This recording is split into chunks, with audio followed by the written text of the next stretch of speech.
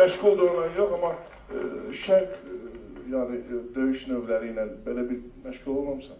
Amma gözəl yəni yaraşardı. Mən indi inşallah sizə balaca oğlumu İnşallah verim yəni belə bir bax çox gözəl, çox gözəl. Təbrik edirəm. o da rezil oldu.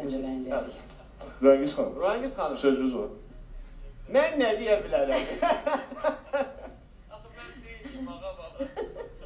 Həqiqətən də değildi də.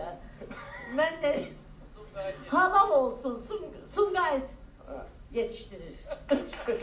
Təşəkkürlərimizə bir Çok sağ olun. Çok sağ olun. Herkese sağ olun. Teşekkür Sağ ol, təşəkkürlərimizi.